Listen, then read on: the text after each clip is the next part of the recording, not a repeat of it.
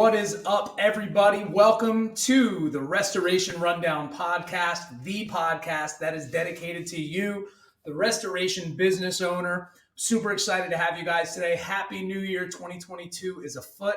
So, makes sense. We're going to go over the 2022 Restoration Business Internet Marketing Plan on how you as a restoration business owner can maximize your leads and sales from the web. I'm really excited. So who am I and why should you listen to me at all? Well, my name is Benjamin Riccardi. I am a serial entrepreneur. I've owned and worked in a ton of different industries.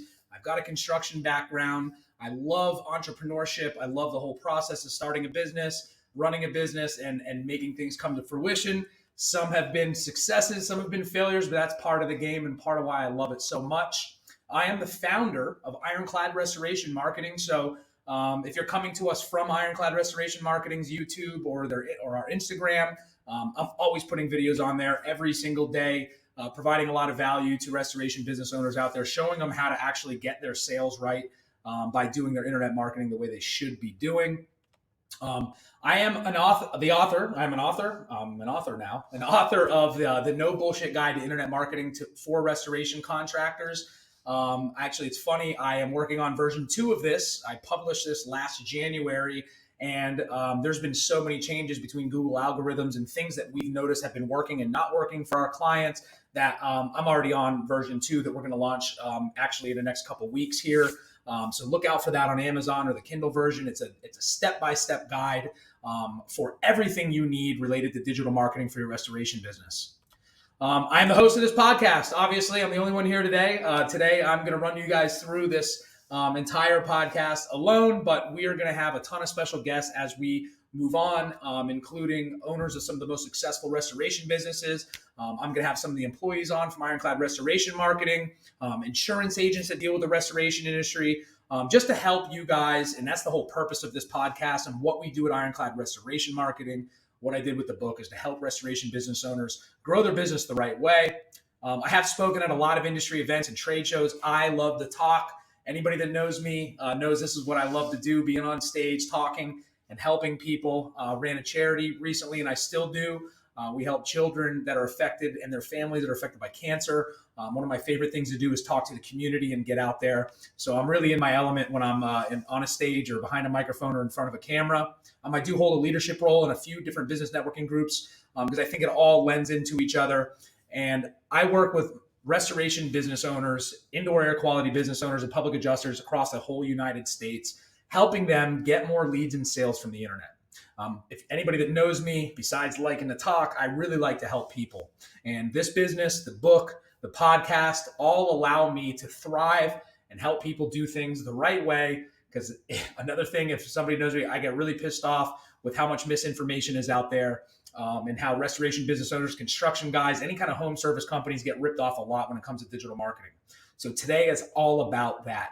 Making a plan. You got to have a plan, and it's 2022 already. So if you've been struggling in 2020, the COVID year, 2021, I guess the perpetual COVID thing that's going on, hopefully at the end of this podcast, you're going to have a good idea of what you need to do to be successful in this industry and get leads. And because this is what I do, my mission, the mission of the podcast, the mission of my business is we want to triple the sales of over 1,000 restoration contractors across the US and Canada.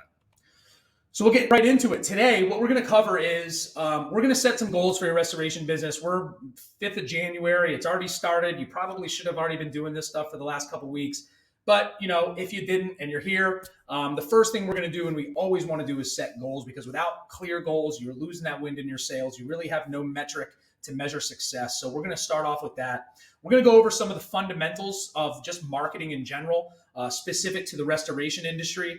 We're going to just give you a macro overview of this stuff. And as we release new episodes, we're going to dive a little bit deeper into each one of these things so you guys can get the most out of this. And then we're going to talk about the big 3, but the most important online marketing channels that you need to be tapping into in order to get those leads in for your restoration business. So whether you need water damage leads or mold or everything in between, hopefully at the end of this podcast, you're going to have a good idea of what to do. So I got a question.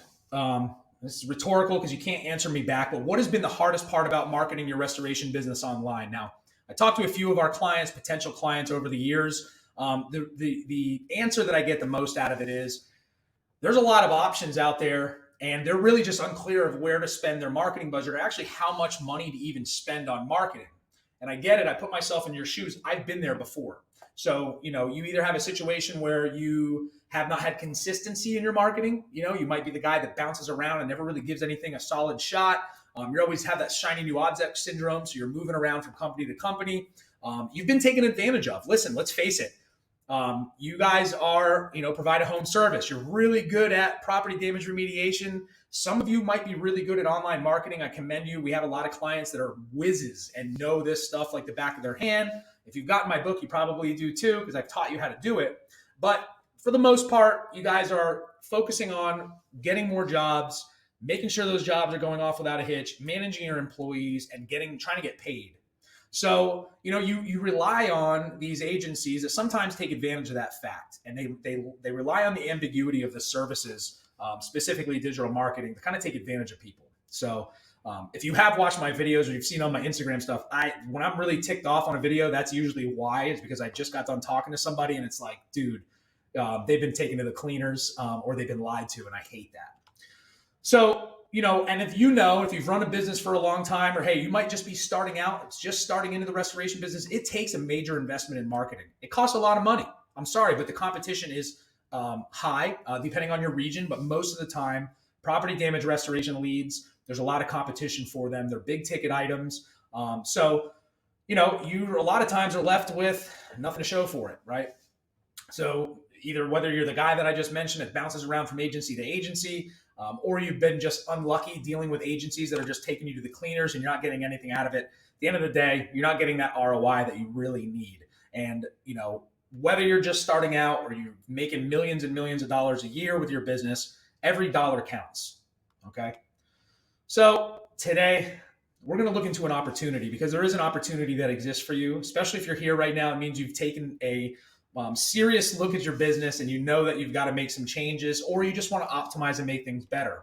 So I mentioned in the beginning, we're going to go over a plan. So if you have a goal, you have a clear plan, you have targets that you need to hit, and we're going to talk specifically about your revenue, your yearly revenue, and you have KPIs, those key performance indicators, you're really going to have the success that you want, because you are setting a goal, you're tracking it, you're measuring it, and then you're going to optimize it. It's no different than losing weight. So, hey, look, we're in the new year. The resolutions are coming around. Everybody wants to drop that weight. The gym owners are wearing 50,000 gold chains because their memberships have jumped up by 300%. And it's no different than losing weight, right? So you have a goal, you want to lose weight. And every week you're going to get on that scale and you're going to check into yourself. And some weeks you're going to be losing weight and you're on track, and you're on track. Some weeks you might not be, so that you get to reflect back and say, hey, what happened here to make me not lose the weight that I wanted to lose, or whatever. But if you never step on the scale, you don't really have a goal, and you just have this blanket thing and says, I want to lose weight, you're probably, number one, you're probably not going to be successful. Number two, how are you even going to know if you're successful at all? So we're going to look at your restoration business, and we're going to make a plan. All right. We are going to create a goal. We're going to create a plan. We're going to set those clear goals, because clear goals are wind in your sails, right? So to get the success that you want, you got to have goals. And I'll show you something that I do a lot, and I always reference this, is this Harvard study from '79. They interviewed graduates, their outgoing graduating class. 84% of that class, so if there's 100 of them, 84 of those people did not have specific goals. And it's a lot like a lot of college kids, or a lot of us in general. You've got a lot of businesses and business owners that are just like, I just want to own this business, I want to make money. That's not really specific. But 13% had goals. They just didn't write them down. They had it in their head. Hey, I want to do $1 million a year. I want to have this X, Y, or Z job. And they didn't write them down. But only 3 out of that 100 had clear written down goals with a plan to actually accomplish them. So an execution plan. And guess what happened? The 13% of the class, so the 13 out of the 100 who had the goals, they just kind of didn't have anything written down, no plan. They just knew, hey, this is the track I'm going to be on. We're earning double what the other 84 were earning. All right. But even bigger than that, the 3 people out of the 100 that had their goals, they had them written down, they had a plan to execute them, were earning sometimes up to 10 times the amount as the other 97 people put together. So if you apply that to your restoration business, you can see how important it is to have these goals written down, have a plan to execute the goals, and actually follow through with those and track yourself, you're going to be making a hell of a lot more money. And more so, you're going to know where within that process that you failed or didn't fail to whether it's going to be reaffirming that you're on the right track, or hey, it's time to optimize. All right. So as a restoration business owner and you're here listening to this, what are your goals for 2022? If you're listening on the podcast, streaming, you're probably driving, you're listening on your phone, don't write anything down. Just think about this and reference this video next. But you really want to make sure that you have some sort of clear goal for 2022. Now, for the purpose of this podcast, we're going to talk about revenue. But there's also some sub goals that you can have within that revenue that really directly attribute to growing that revenue or shrinking the revenue. So you got to have written goals and plans. And you should be setting a yearly goal, quarterly goal, monthly. We have weekly goals here at Ironclad to really just kind of do a health check. You need to have a stopping point at the beginning and the end of each year, each month, each quarter, or each week to see how you're doing so you can measure the results, and then you can optimize them and continue to move forward the way you should be doing for your business. All right. So we want to set those goals, whether it's revenue. We want to execute a plan on how to achieve those goals, marketing. We want to measure the results. These are monthly meetings. You're talking to your agency. You're talking to your marketing manager. You are tracking where your jobs are coming from. And then you're going to optimize based off those results. Sounds pretty simple. And it really is if you take the time to go through this exercise and put down your goals and put a plan of action on how to get there. So what are your goals for 2022? Let's talk about revenue, right? You want to do 1 million. You want to do 5 million. I will say I love guys that swing for the fences, but if you're just starting out in the industry, hey, maybe you do have like an astounding marketing budget and you've got these high aspirations. When you're writing these goals down, let's be realistic, okay? Something that's attainable. You don't want to sit there and say, well, we're just starting. I've got myself in this van and I'm going to do $6 million in sales this year. It's unlikely. Just because of everything that comes with it. You got to hire people. You got to have infrastructure in your business operations to be able to make that happen. But let's be realistic. Set some realistic goals for yourself. Write that number down. And then you want to break that down into how much that equates to on a quarterly basis. You want to break it down to see what it's going to mean on a monthly basis. And if you want to really get into it, a weekly basis. I mean, the more you dive into this, the more you can make little changes and tweaks here and there as you're tracking it to make sure that you're going to meet or beat your expectations for the year. So let's say you did $500,000 last year and you want to hit up to $1 million. So you want to add a truck or maybe 2 to your fleet to do your property damage restoration. You want to hit $1 million in sales, and your average net job value. I'm just pulling numbers out of the sky. Every one of your numbers are going to be different. All of you have different overhead. You all live in different areas. The insurance paid different everywhere. But let's just say it's $5,000, right? Your average job value. That means you need to do around 17 jobs per month. All right. So that's one thing you're going to take. And then you're going to break it down even further from there. You're going to think about a few things. Okay. And these are all things that you can add to your goals, right? So look at things like, what is your close rate percentage when somebody does call you? All right. What do your web conversions look like? So you have a website and people find your website and then they pick up the phone and call you. How many of those jobs are you closing? And then are you having an issue getting paid? So you have to take all that stuff into consideration. And it may sound like common sense, and hopefully it is common sense, but I can't tell you how many people miss the buck on this in every single type of industry. I've been there. So these are tried and true. So you need to understand how those metrics affect the amount of revenue and jobs that you need to bring in to hit that revenue. So if you're closing and converting, let's say you want to hit that revenue target and you got to hit 10 mold jobs a month, and you're only converting and closing like 30% of those jobs. That means you're going to need like 35 calls a month. So you got to take that into consideration when you're developing a marketing budget, or when you are looking at different ways and how to bring those calls in. So a couple things that you need to keep in the back of your head while you're writing these goals down is, how are you going to get those calls, number one? And that's what we're going to go over today, how we're going to get that phone ringing a little bit. We're going to give you a basic overview of all that stuff, what you need to be doing. And this is, again, based off of what we do for our clients here and what's working and what's not working. So as a digital marketing agency, our success is directly tied to our customer success. So all we do here, a big part of what we do outside of the education, outside of the day-to-day work, is figuring out how we're going to optimize our results for our clients to grow our business. All right. So, when you're looking at your revenue goals, your yearly, quarterly, monthly, whatever, one thing I really want you to concentrate on, and this is based off, just dealing with you guys a lot, is look on how you can improve your web conversions, and we will talk about that today. And look how we can improve your business operations to improve those closing. How fast are you following up with people? Do you have somebody dedicated answering the phone? If you offer 24/7 emergency service as your unique selling point, make sure you're answering that damn phone 24/7. And I'm telling you, it happens a lot where they don't. So, having an infrastructure in place is a big part of, achieving your goals here. So we're going to dive right into it. All right. We're going to give you a little bit of a basic marketing 101 kind of deal here. And we're going to talk about the biggest part of starting your online success. And that's looking at your market, your message, and your media. Your market being who you're trying to market to. You got to know that. You got to look at things through the eyes of the person that you're trying to market to be able to know how to market to them. Then you're going to craft a message that's going to resonate with who that person is. So once you develop who, we're going to look at the what, which is how you're going to talk to them and what you're going to say to get them to choose you over your competition. And then media is really the vehicle that you're going to use to drive that message home and target your target market. All right. And really what we're talking about with media right now, we're going to start with the website, and then all the other different omni-channel that you should be concentrating on for your restoration business. And here at the Restoration Rundown at my agency, we preach, we eat, sleep, and drink the Ironclad Restoration Marketing's digital omnipresence method for the maximum flow of leads to your restoration business.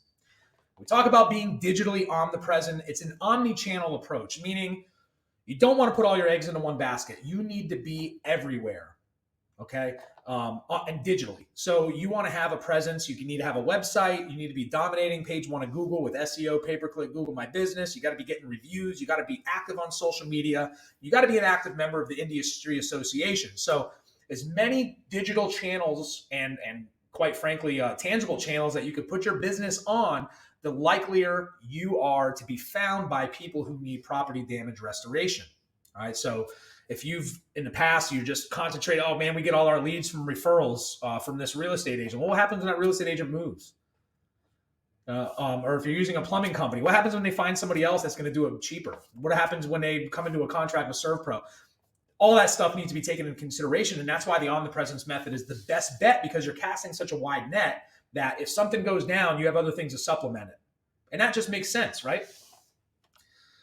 So let's take a look at who we're selling to, your market. Who is your ideal customer? Because until you understand that, you're really going to have a hard time touching on their pain points and really marketing to that person. So we're briefly going to talk about that.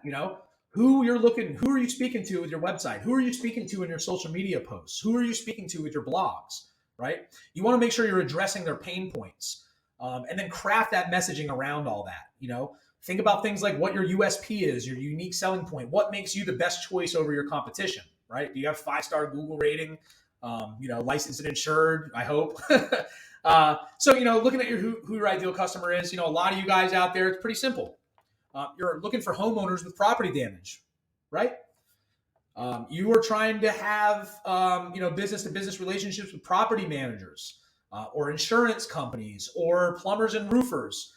But either way, whatever the case may be, each one of those different people and different target and different customers are going to have their own type of fear, right? For the most part, the generic ones, and it's going to be different for everybody, but really people are afraid to get ripped off.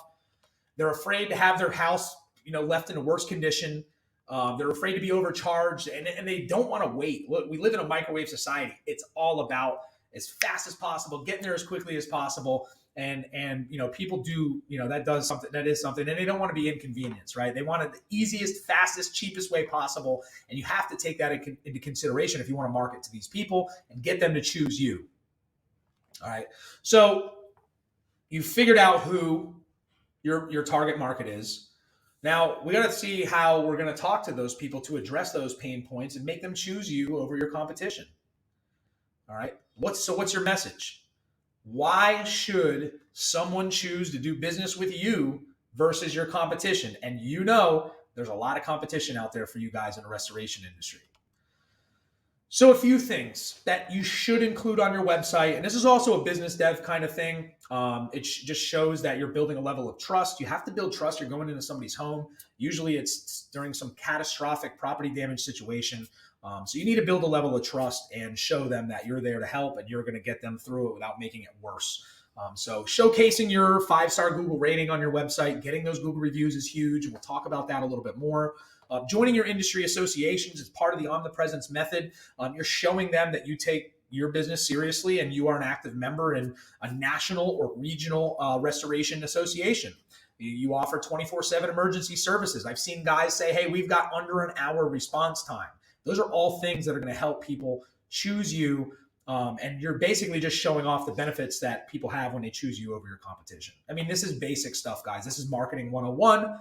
But it's important for your restoration business, and more important when we're talking about digital marketing and the type of messaging that you're going to want to craft for your website. All right. So, if you offer same-day service, most of you guys offer emergency services. People want that. You're giving straightforward pricing. You're not doing the old bait and switch. And I know a lot of times it's hard to stick to that. So you can decide what works best for you.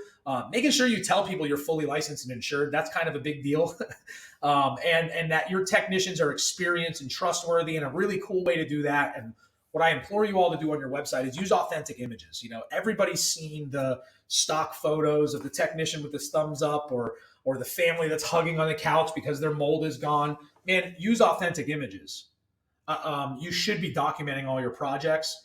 Keep your website, your market, and your message and your media in mind when you are performing these remediation jobs, because that stuff is worth its weight in gold. And you'll see as we move on in this podcast how that stuff can be leveraged on your Google business page, on your social media page, and more so on your website. All right. Speaking of website, well, we know who you're talking to. We know what we're going to say to them to get them to take action.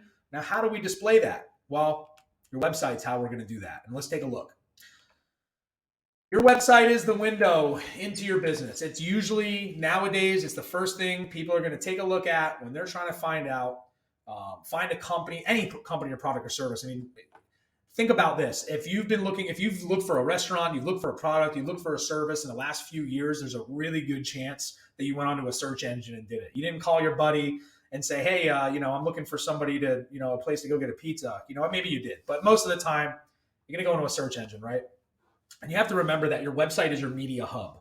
So all your project documentation, all the information, all your USP, your messaging, everything that you're crafting together with your marketing plan starts with your website.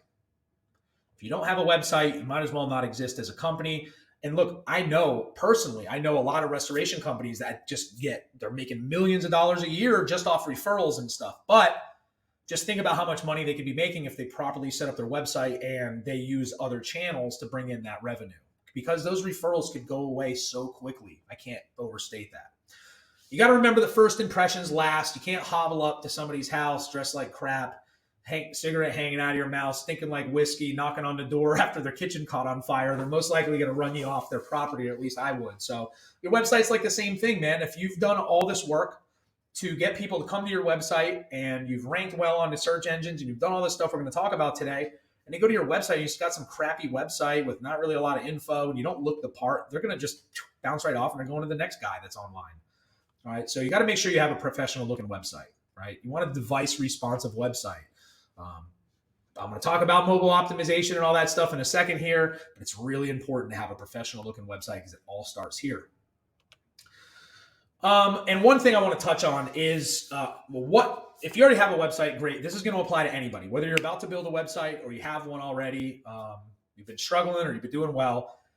A lot of people ask, and it comes up a lot, and I've seen it so many times, what platform do I build a website on, right? And the big ones, there's so many like free website builders out there between Wix, GoDaddy, Weebly. I mean, and you see the commercials all over the place because the COVID thing kind of forced a lot of people to step back and then start their own businesses and stuff like that. And out come the wolves, right? You've got people that are advertising, building with these platforms and stuff like that. And then you've got WordPress. So we'll just look at the big ones. What's better, WordPress versus Wix? And I'll preface this to say, I'm looking at this from a digital marketing perspective, right? I have a veil of SEO over my eyes. So when we're looking at what is going to be the best platform to build a website on, I'm looking at it from the lens of what platform is going to give us the best results for our clients. All right. And it is hands down, without a doubt, WordPress. Okay. So we've compared side by side. If you're watching on YouTube, you can see this, but 50% of the web is powered by WordPress versus 7% powered by Wix. WordPress is free. Wix is a service that costs money. And remember what I said about services, they can go away just like that. All right. 46%, and this number, these are last year's numbers. They're getting ready to release new numbers as far from a search engine, all the people that do that kind of analytics and data. But last year, 46% of WordPress websites were getting search traffic. That's huge, right? Given the fact that there's so many different websites out there, versus 1.4% of Wix sites. WordPress and Wix are both user friendly. Look, if they're giving you a free page builder and a website builder, listen, it doesn't take rocket science to build a website anymore. There's just been so many advances in the technology of development. It's great, but you still, with WordPress, any developer worth their salt, any marketing agency is going to know how to operate on WordPress. And again, it's an open source platform. It's built for what Google wants. All right. So it's very SEO friendly. So if you are spending money on digital marketing, or you're thinking about doing it, or you are doing it, that it's a lot of money. So you got to make sure that you're, giving yourself the best advantage from a CMS or your content management system platform. And I always am going to say WordPress. In fact, in our agency, I don't care how big your marketing budget is. If you come to us with a Wix website, the first thing we're going to say is we need to build you a new website. And it's not for us, it's for you. So when people are coming to me and saying, how do we get more leads? And we say, well, this is how you do it. We're not going to work with people that aren't going to trust the process and the system. Because if you follow us and you follow along, you know that our goal and our success is tied to your success. So we're not going to suggest anything that is not going to be in your best interest. And this may change over time, but right now, 100% of our clients are on WordPress. 95% of our clients are using our custom theming that's tried and true for web conversions. But there's so many plugins you can do. It makes SEO coming out the box. You set it up relatively quickly, and then you can just do your work. And again, for me, for being a digital agency owner, I can hand these websites to any developer that's worth their salt, and they can hit the ground running, and we don't have any kind of lapse. And if you're doing it yourself, it's kind of the same principle, right? So if you don't have the money to pay an agency to build you a website right off the bat, if you're going to learn anything, learn WordPress. And if you build your website on WordPress and you follow the principles that are in my book, I show you step by step how to do it, what to put on the website. When you do get to a point when you are, when your budgeting allows a marketing budget to where now you can hire an agency, or now you can hire an in-house person, you can hand them this website and they're just going to hit the ground running. All right. You're not going to be able to do that with Wix. So I know it was a long-winded thing for the platform. I could have just said WordPress, but trust me, WordPress is the way to go. All right. So you have a website, or you're thinking about building a website. There's no reason to be building the website unless it can convert traffic, and you're not driving traffic to the website. So if you're not driving traffic to the website, then it's no different than just having a business card you don't show to anybody, right? So, we have to have everything we do, we want to do with a purpose. So when you're building a website, the purpose is to serve your business's goals, is to drive that revenue up to where you want to be so you can grow your business. And the only way to do that is to have a website that's built to convert traffic into leads, right? I don't want to say sales because, geez, if you don't have a good internal operations, or you answer the phone like an asshole, or you don't answer the phone at all, well, you can send as much traffic as you want to your website, but you're not going to get any jobs out of it, right? So, you got to take a lot of other things into consideration when it comes to this stuff. But you want to build a website that's built to convert. All right, what do we look at? Well, the big three for us, without diving super deep in any technical details, guys, get a professional looking logo done. Can't tell you how many clients or people we talk to, or companies I've seen, and you've seen them yourself, have a crappy logo. I just explained what would happen if you walked up to a house smelling like whiskey and looking like crap and driving some old beat up vehicle. Like, you wouldn't pull up to somebody's house like that and expect to get like a good first impression. And for your website being the virtual window into your business, make sure you have a professional looking logo. It's so cheap, and it's so important to do right in the get-go. And The one excuse I hear a lot is, hey, we already have all our vehicles wrapped. And I get it. That's a huge investment. But man, the little bit of pain that you experience right away just to stop being hard-headed and get a new logo, rewrap your vehicle, whatever, spend the money, it's worth it. It's worth it to build and grow your business, okay?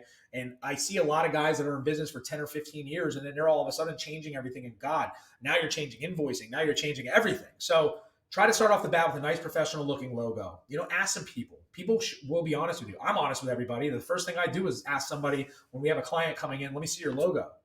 Because that's the jumping point for everything, right?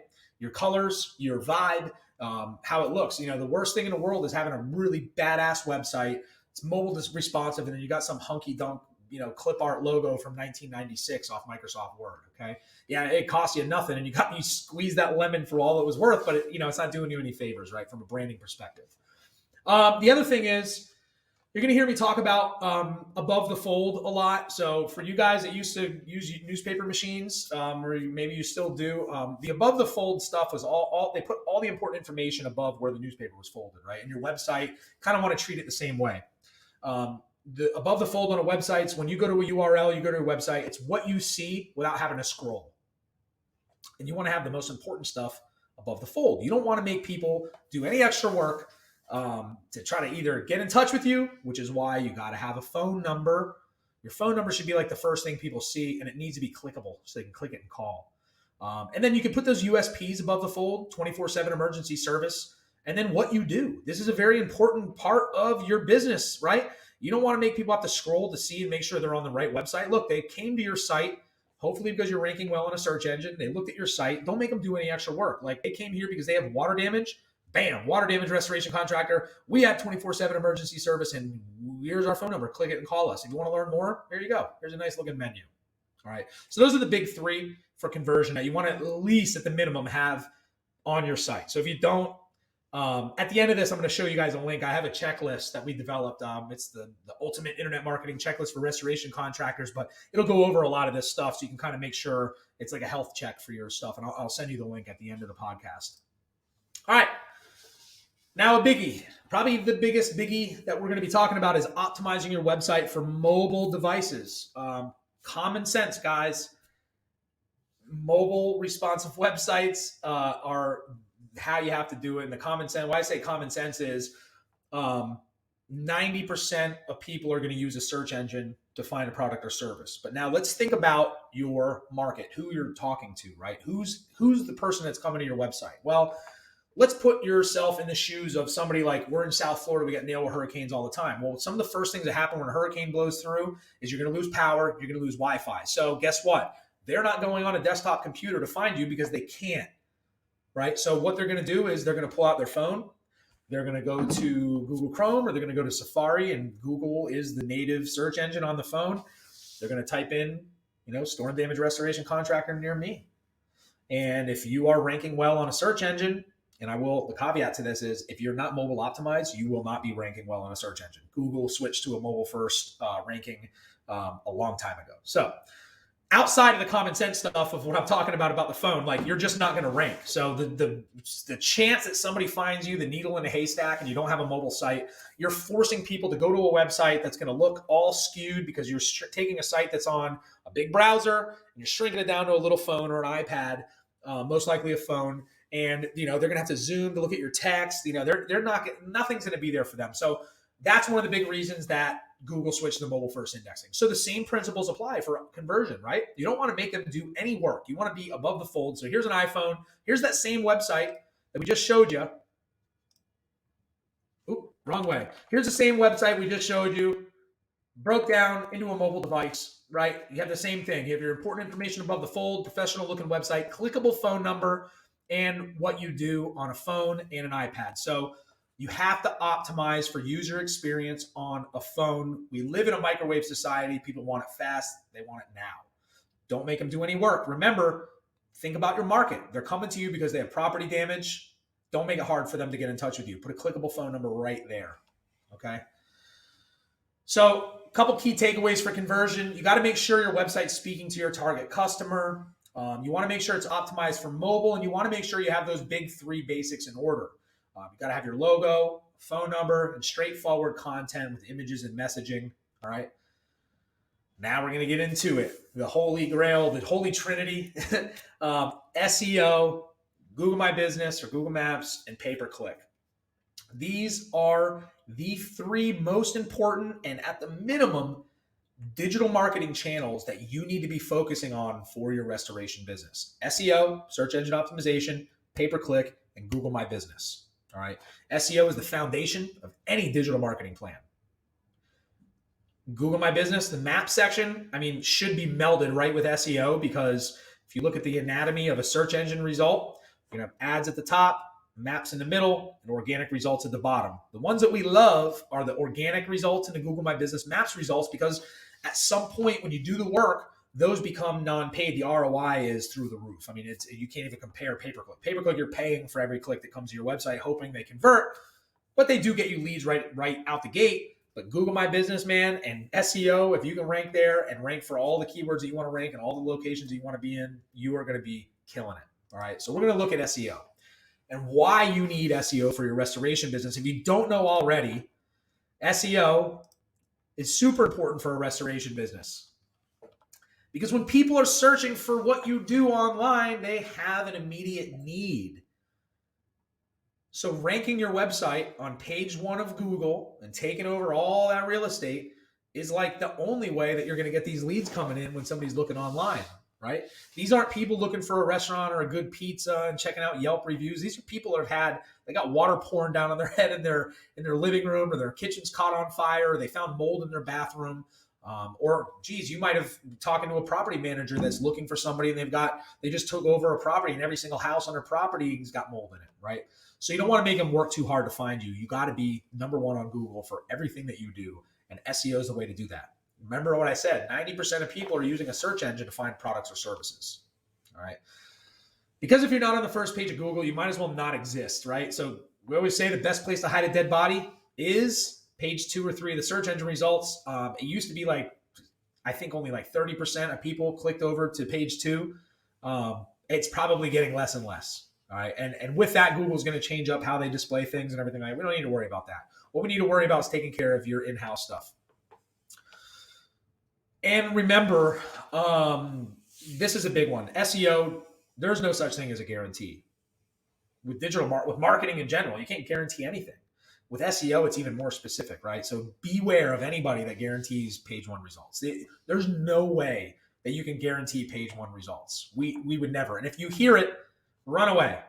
I don't care if it's somebody's nephew that's some IT whiz. They can't guarantee page 1 results. I don't care who you are or what you do. You can't. And if you need any more proof, if you don't want to listen to me and you think I'm a big liar, go on Google and just search, can someone guarantee page 1 rankings? It says it right on their website. No one can guarantee number 1 ranking on Google. And actually, to beware, they spell it out, beware of any agency that claims to guarantee rankings or have a special relationship with Google. I've talked to clients that have met somebody in a bar that said they worked for Google and hired them and spent 6 figures a year, and this person didn't know jack. SEO is so ambiguous. I almost liken it a lot of times, in the construction world, you not knowing anything about building a house, and you call some guy and you're like, hey man, I need you to build me a house. And they say, yeah, no problem. I'll build it right now. And you don't look in, you don't know anything like that. But then you come back and you find this little teeny house like this, like on Zoolander. And what is this? A house for ants? Well, the same thing is with SEO. There's 200 ranking factors. So if I really wanted to be a scumbag, I could say, yeah, we're doing SEO for you guys. No problem. You're only doing this one thing, maybe you just set up some backlinks for them. And is that going to get them what they need? No. And I'll tell you, gosh, we talk to so many different companies across the US. It's almost like the same thing. They're bouncing around from agency to agency, but a lot of times when we do an analysis, and we do free analysis like 4 or 5 a day, most of the time people are paying for something that they're not getting. They're saying, yeah, we're doing somebody's doing SEO for you, but they're really not. They're missing everything out of it. So, just remember, don't let anybody guarantee you anything. So what is SEO? If you don't know already, SEO is the practice of ranking a quantity and a quality of traffic to your website through ranking your website higher and higher in the search engine, right? The organic results, the results that are under the maps. But you got to remember that SEO, the search engine algorithms change so much. Google rolls out core algorithm updates quite a bit. So you got to make sure that, if you are going to hire an agency, I want to run you through this. Make sure that you're not hiring somebody like, this is a service you're going to give me and you're going to send me leads. That's the wrong way to think about this. And we take a partnership approach here at our agency at Ironclad Restoration Marketing, because you have to evolve. There is no out the box way to make anything happen. Every company in every different region is going to be a different tactic, same basics. You have your basics in order, but there's going to be different amounts of content that need to be added. The competition's different from city to city. We're in South Florida. You try to rank something in Miami, good luck. It's highly competitive. We rank our clients down in Miami, but it's not easy. It's easier to rank in some podunk town in the middle of nowhere where there's maybe 2 or 3 other restoration companies. And I mean podunk as a term of endearment. I come from a podunk town, so I don't mean to insult anybody's town out there, but that's just the common sense, right? And the way you put it is, look, if you are a vintage Singer sewing machine repair shop in, Presque Isle, Maine, where I was born, right? There's a good chance there's not going to be a whole lot of other, vintage Singer sewing machine repair shops up there. So yeah, getting ranked is going to be a little bit easier than, if you were a potato farm up there. All right. So make sure you treat it as a partnership. So if we're looking at a search engine, the first thing you always see, no matter if it's mobile or on your desktop, is going to be your paid listings, your pay-per-click. All right. Paid listings are great. And these 3 things right here that we're showing you, the maps listings in the middle, and the organic listing, the non-paid, this is the holy trinity of what you need to be doing. So if there's anything you take away from this entire podcast, it's remember this. You got to have an SEO strategy. And if you want to get leads from the internet for your website, you got to have an SEO strategy. You got to have a strategy to get ranked on Google Maps, and that's via Google My Business. And you should be running pay-per-click ads. All right. And the difference is with SEO can take months to get ranked, right? Depending on your competition. So what we do here, part of our program is we always are going to start with SEO. That's the foundation. We're always going to manage Google My Business because those 2 are non-paid. Those are going to give you the biggest return on investment when they finally click and you get in that 3-pack of the maps. But pay-per-click is going to get you leads now, right? So we know, hey, you're making a big investment in marketing. You're building a brand new website. You're doing SEO. Stuff's not cheap. So by coming up with some sort of pay-per-click budget, at least in the first couple months, it allows yourself to get some jobs coming in, get some revenue coming in for your company, to justify spending money on marketing. And we used to, as an agency, talking about evolving, we used to only do SEO for people, right? And we were finding we killed it in the organic stuff. You're getting number 1 rankings for 2,000 keywords. But what we found is that without having that maps rankings as the algorithm's updated and you're not, getting these pay-per-click leads coming in, we're either having clients drop off and we're not delivering optimal results for our clients. So, it's important. You need to be doing all of this. But if you can afford, if you can't afford anything out of there, just knock the top off of that triangle and do these 2 things. Just remember, it's going to take a little bit longer to see a return on your investment. But man, once that rolls in, it is rolling, especially if you choose the right agency to handle your digital marketing, or you buy the book or you get the book and you do it yourself. Either way. All right. So how do you get listed in the organic section? Right here. This is the area below the maps, the non-paid listings. Well, I mentioned there's over 200 ranking factors, but we're going to focus on the big ones, right? You got to keep the search engine happy. And you need to have a website. If you don't have a website, I guess you have nothing to rank. I've had a funny story. I've had a client, one client in particular, about 3 or 4 years ago, that was paying an agency for 2 years. They had a 2-year contract and they're like, yeah, they're doing SEO. And I'm like, all right, well, send me your website address. Well, we don't have a website. Okay, well, I don't know how somebody's doing search engine optimization for something that doesn't work. And that's it may sound like they're dumb for doing that, but I mean, it's so easy for guys that are in, service-based industry. I mean, doctors get ripped off a lot too with this kind of stuff. They're just getting preyed on. You got to make sure you have a mobile-first design. I told you Google switched to that mobile-first indexing a long time ago. So outside of a conversion perspective and an ease of access and getting people to call, you're not going to get ranked if you don't have a mobile-friendly website. And UX, the user experience, and your page speed of your website, how fast your website is a huge factor. It's always been a factor from a conversion standpoint because, you go to, I'm sure you've gone to, we go to a website and it just takes forever to load anything. You're going to just bounce off and go to somebody else's website. Um, and Google realized that last year, I believe, it might have been last year, or the end of 2020, they rolled out a major core algorithm update for UX, user experience. So, your page speed comes into play, and that goes with the hosting. So, if you're using WordPress hosting or some crappy, cheap hosting, listen, it's worth its weight in gold. Spend the money on a really good hosting platform that's tried and true. We actually have a partnership with a hosting company that has our own custom SEO optimized hosting built out to make the site have server-side caching, make the site just get delivered as quickly as possible. And then from a design perspective, our custom templates that we use here when we're developing a website, we base that off of case studies and what people are doing and what websites we have with what clients are converting the best. All right. You want to get ranked on a search engine, you got to have good, relevant content. Look, the search engine is just a big librarian, right? So if somebody's querying a search, whether they need property damage or they want to learn how to do it themselves, and you have that content on your website, guess what?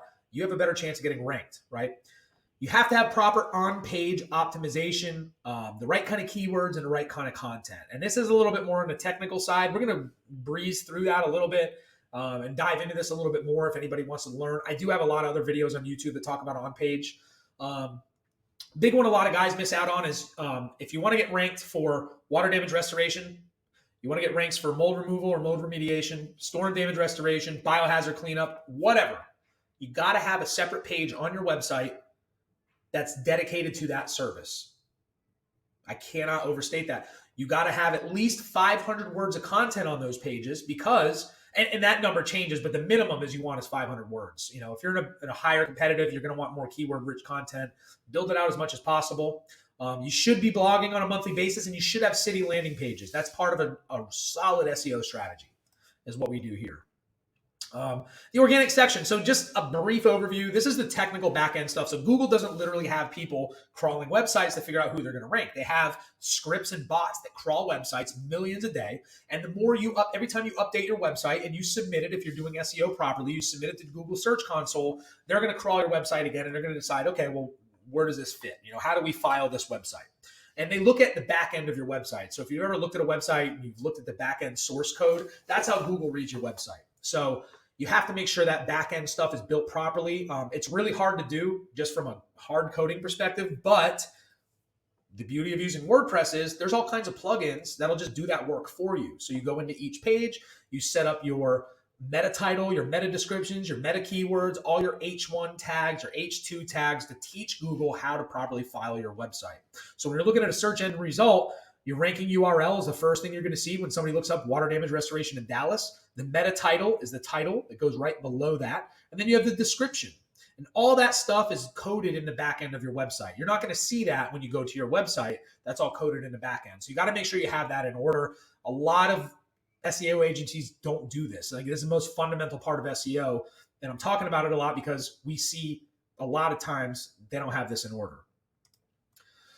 I mentioned you got to have a minimum of 500 words of keyword-rich content for your service pages. So each one of your specific services that you want to rank for. And you should, within those pages, have internal and external links. So in your service page, you say, hey, mold is very dangerous. And then you link that to a blog on how dangerous mold can be. I mean, that's really good for your website. And even better, if you link that to a big high authority like the IICRC, if they have like a newsletter that talks about mold damage, that's great. That's internal link. It's linking inside your website. External, you're linking from somewhere else. Those are really good and they'll help you get ranked. So at least 500 words of content that are keyword specific to the service you want to get ranked for is at least the beginning of how you start getting ranked, right?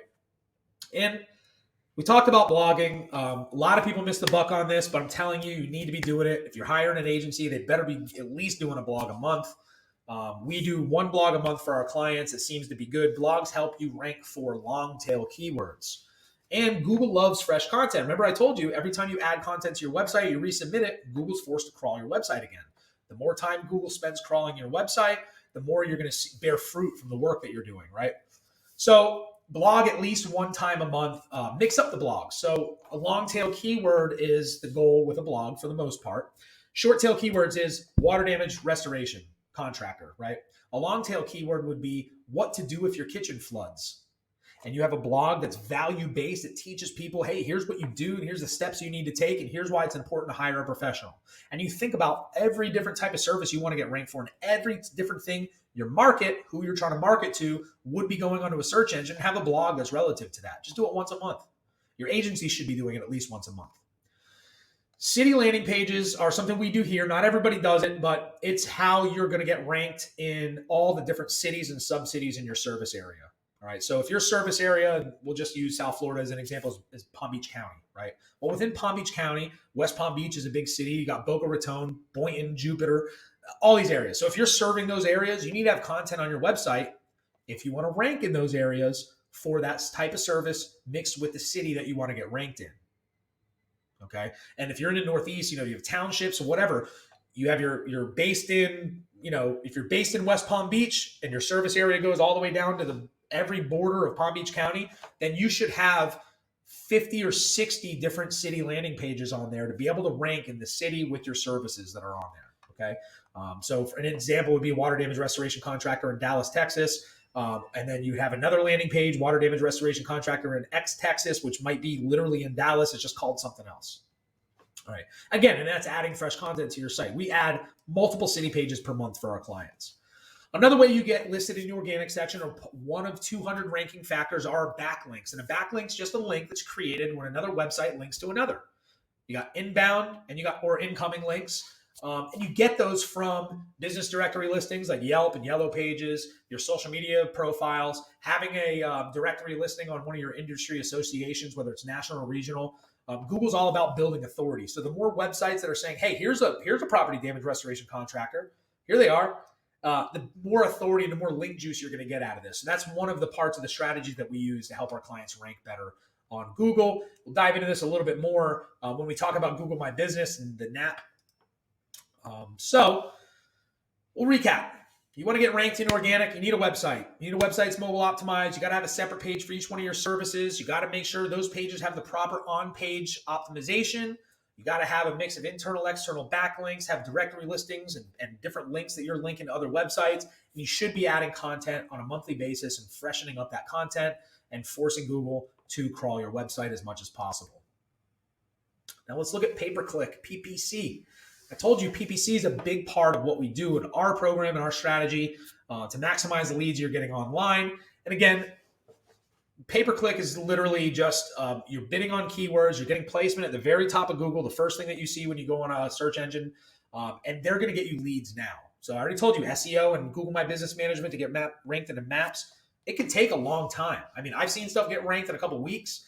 I've seen stuff, man, where we're plugging away at this thing for 4 or 5 months before we really get strong rankings. We get the low-hanging fruit in there, like vintage sewing machine shop. But the high, anything that's like kind of competitive, it's going to take a little longer. So while that's, taking time and you're building your authority on your website, which takes some time, pay-per-click's going to get you leads right now. So if you can afford it, it's 100% what we preach and what we do. It's the holy trinity: pay-per-click, Google My Business, and SEO to get those leads coming into your business. All right. And there's all kinds of, they do the Google Guarantee program. I don't know if that's still even viable.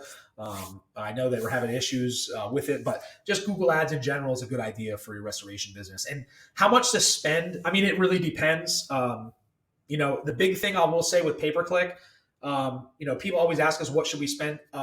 If you're doing pay-per-click properly, or if you're working with an agency that's doing it right, you're going to be talking to them on a daily basis, right? So beware of anybody that just says, yeah, give us a budget, we'll just take care of it, and we'll show you the results at the end of the month. Don't do that. I've seen guys spend $10,000 a day. I've seen and accidentally, but I've seen guys spend $10,000 a day on purpose but get millions of dollars of jobs, like when a storm comes to a city that they want to bring a crew to. The big thing is make sure you're talking to your agency. When we bring on a pay-per-click client, we're talking to them quite a bit, because it's you're bidding on keywords. You got to figure out what the competition is going to be like, and every different place is going to be a different type. Every different season is going to be different. So it's raining a lot. The more people are trying to get those ad placements for water damage restoration, the higher that click is going to cost. So, if you're working intimately with your agency, you're going to be able to determine whether it's worth your money or not.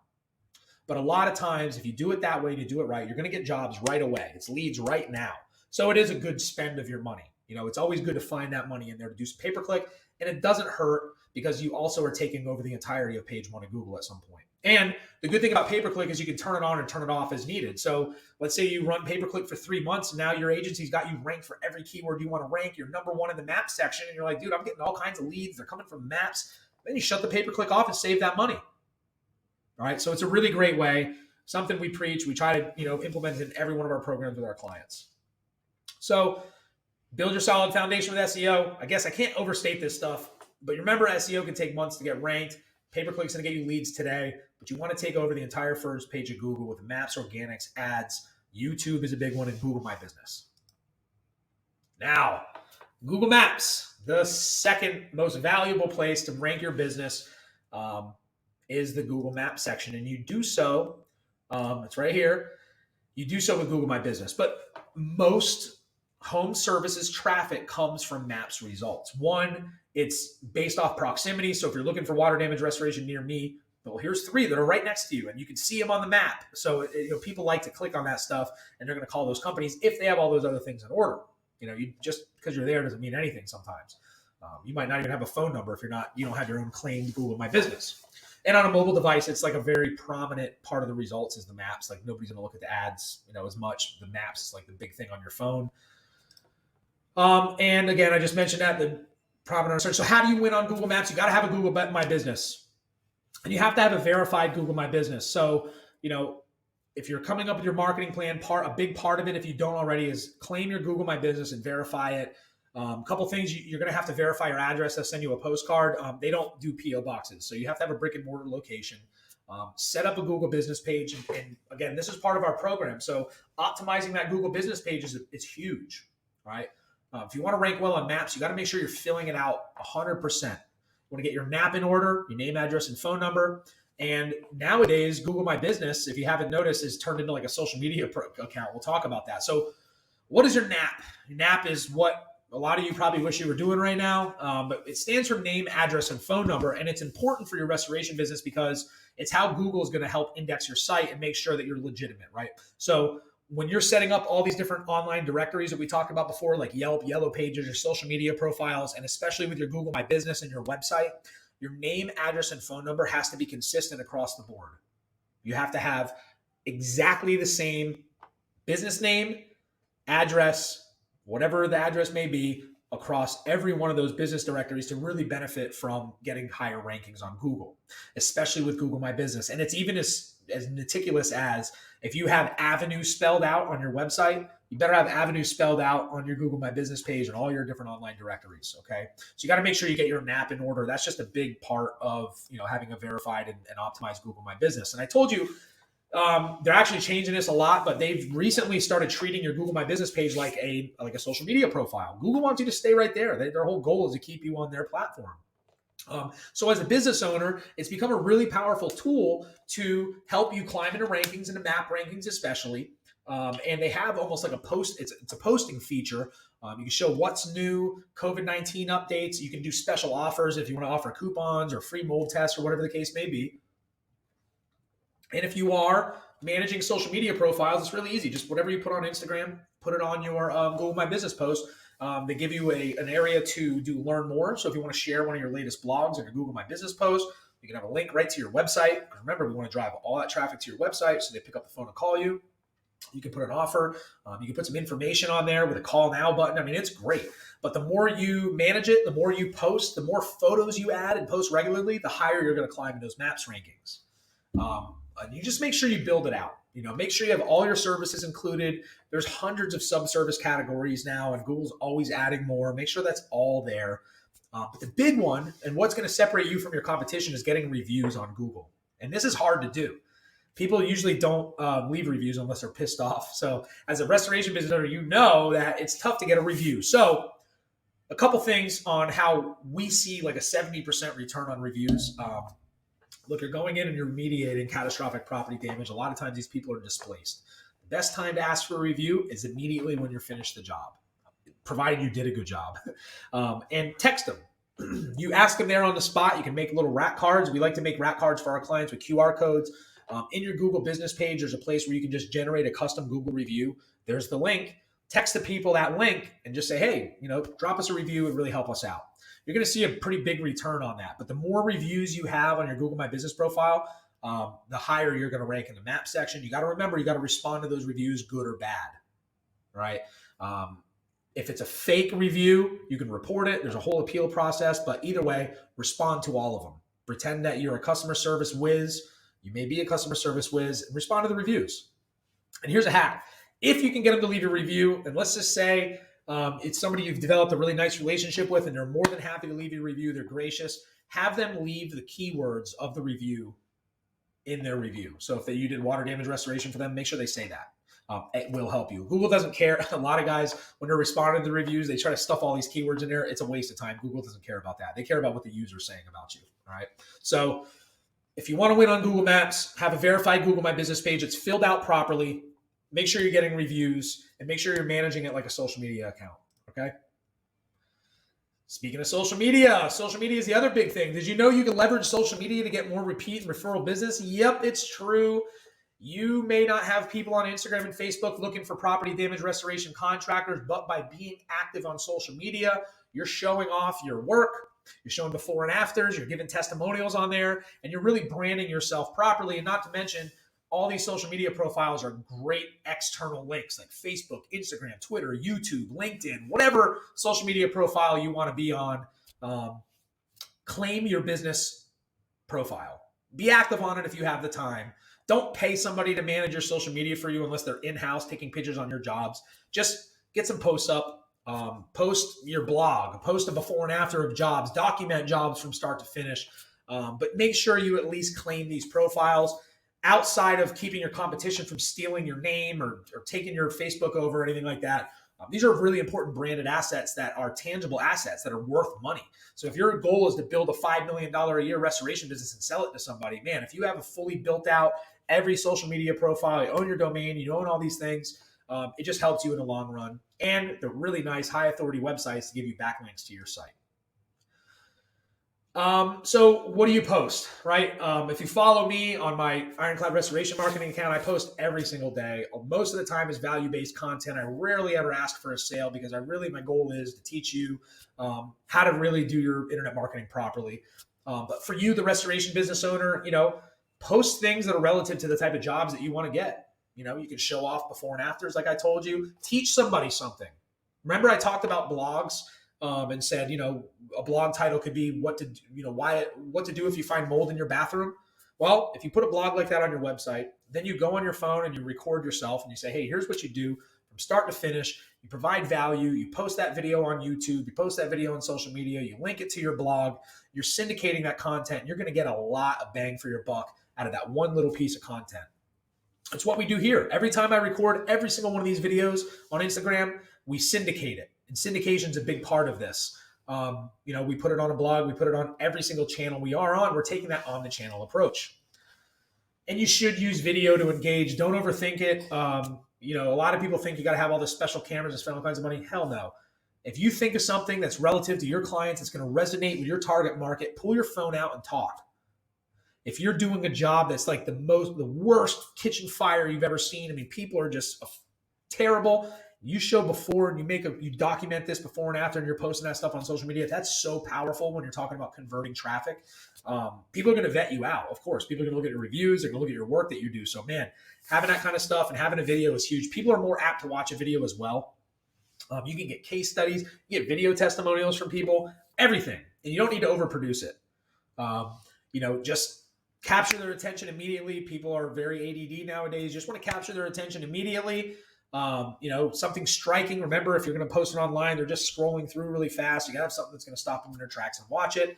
But more so syndicate that content. If you're going to take the time to make a video, put it everywhere. All right. To squeeze as much juice out of that lemon as you can. And remember, never buy social media followers. It's a waste of money. You can get your accounts flagged. And quite frankly, it's kind of dumb because let's say social media is all about authenticity. It's a two-way street. It's a lot about engagement, right? It's engaging with your user base. It's showing off what you're doing.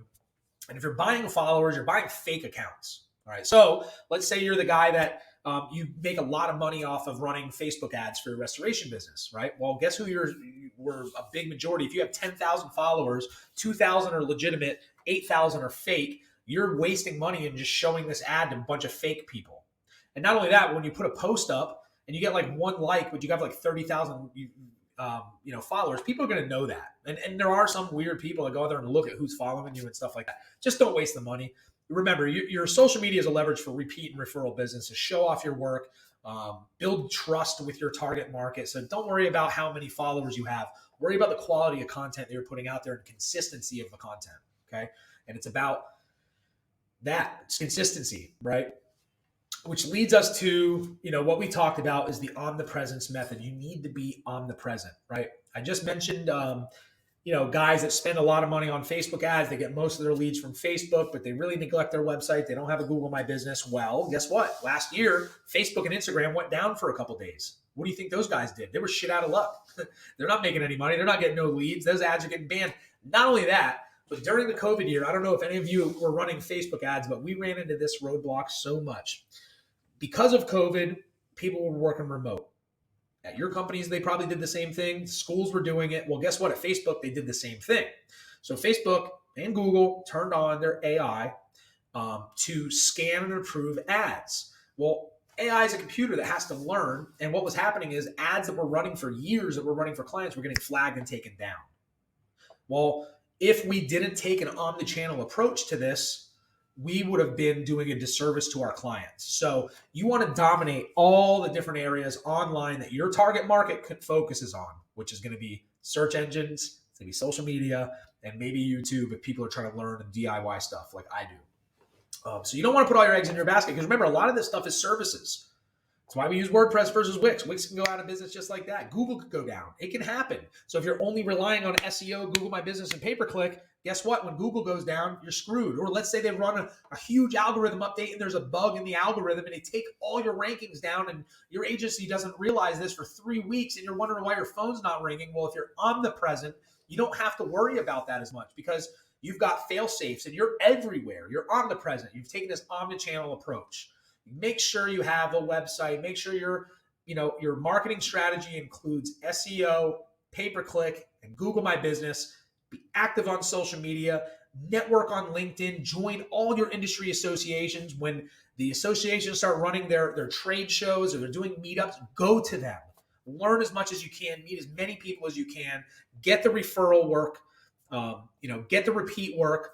Get work from social media, get work from your website. You just want a perpetual pipeline of leads and be consistent. Use our omnipresence method. This is what works for our clients. We wouldn't have any clients if this stuff didn't work. We don't have a sales floor. We're not churning and burning people. We made this podcast to teach you how to do this stuff yourself. And I can't overstate it. Do this stuff. Be omnipresent for your restoration business. All right. So it's been about an hour. I think that's a good stopping point for this first podcast. We gave you an overview. We set some goals. So at the end of this, when you're sitting down tonight, you might be listening to us in the car, on your phone at the gym. Let's spell out what your goals are for the year, and let's concentrate on revenue. Let's concentrate on your closing percentage and your conversion percentage. If you don't already have those numbers, work on a plan to be able to develop those numbers over the next couple weeks. Make sure you have a stopping point, quarterly, monthly, weekly, to be able to track and measure what's happening and then optimize them to make sure that you hit those revenue goals at the end of the year. I want to see you double or triple your sales this year. And I'd love some feedback as well. So you can shoot us a DM, you can comment here. Just let us know what's going on. I'd love to know and make sure that you're implementing this stuff, and we can hold you accountable. All right. If you don't already know, spend a little bit of time, workshop this. It's worth it. Figure out who your target client is, right? Some of you guys might want to go after property managers. Everybody wants the homeowner with property damage. Take that omni-channel approach with that as well. Target everybody and make sure you understand how you're going to market to them. Build a website that's made to convert. Make sure you have the big 3 in order: logo, phone number, USP, all above the fold. All the important information there. Make sure you have a mobile website. If you're going to spend any money on marketing, guys, implement SEO, Google My Business Management for those Google Maps rankings, and pay-per-click. All right.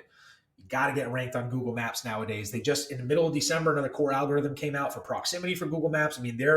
Google knows where people are finding services and products. They're either going to try to monetize that or make it more difficult for people, because they want to make sure that you're a legitimate business and you're serving their user base exactly what they want in the fastest, most relevant way possible.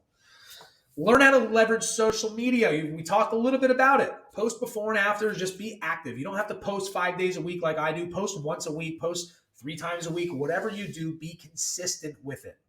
This goes for all of your marketing. Consistency is the key with anything you're going to do. So if you're setting these goals, if you're consistent, you have an execution plan, you're measuring results, you're going to be successful. You're going to make multiple 7 figures for your restoration business. You're going to double your revenue from last year. You might just be getting started. You're going to kick some ass. You're going to make whatever your revenue target is. You are going to do it if you follow these 7 principles. And the most important one is be omnipresent this year. Get yourself everywhere. Start your own podcast. Start a video channel on YouTube. Teach people how to remediate mold. Teach people about all the different types of mold. Whatever it is, whatever you're going to do, make sure you syndicate that content, squeeze that lemon out for as much juice as you can get out of it. It'll be in your benefit. The little bit of work that you put into this is going to go a long way. All right. So what are the first things you're going to do to crush 2022? Well, I hope it's making a plan, and I hope it's implementing SEO, pay-per-click, and Google My Business, and starting with social media. If you have your own ideas, I'd love to hear about them, but that's what I want you to do. And I mentioned this at the beginning. We have a checklist. It's absolutely free. I'd love to be able to give you this checklist. It's basically a checklist that we use here for all of our clients. It covers everything we talked about today to reaffirm that you're on the right track. And you may have missed one of these things in here, but it covers everything from top to bottom of what you need to be doing, at least at the minimum, to make sure that you're maximizing your online visibility. You can get that on our website at ironcladrestorationmarketing.com. Well, that was an awesome first episode. I hope you guys got a lot of value out of it. I want you to follow us, subscribe to our channel. You can find us on Spotify, Apple Podcasts, Amazon Music, anywhere you stream. We're there. There's so many streaming services out there. I don't even know. There's like 30 of them that we're on right now. We're going to be going live for all of our podcasts on YouTube and LinkedIn. We have some really special guests coming up I'm really excited about. We're going to teach you everything related to growing your restoration business with the Restoration Rundown podcast. That's our purpose. If you ever want to be a guest on our podcast, I'd love to hear from you. We're going to have a lot of success stories. I'd love to learn about, things that you're doing, whether it's what type of software you're using, what agencies you're using, what has worked and not worked in the past, because we want to develop a culture of success and a community in the restoration industry to make sure that if you're going to get into this business, one, you're doing the right thing by the people that you're doing the work for, and you're doing the right thing by your business by setting your best foot forward and making sure that you're on the right track, that you do not fail. All right. Because if you fail to plan, you plan to fail, that old cliche word. And if you have any questions for me, you can reach me at our website, ironcladrestorationmarketing.com. Follow us on Instagram. I'm on there running my mouth every single day. You can follow us on Facebook. Shoot me a DM. Shoot me an email. I'd love to hear from you. That is it for the first episode of Restoration Rundown Podcast. I really want to thank you guys for stopping in today. My name is Ben Riccardi, the host of the Restoration Rundown Podcast. The podcast is dedicated to you, the restoration business owner. We will talk to you soon. Take it easy.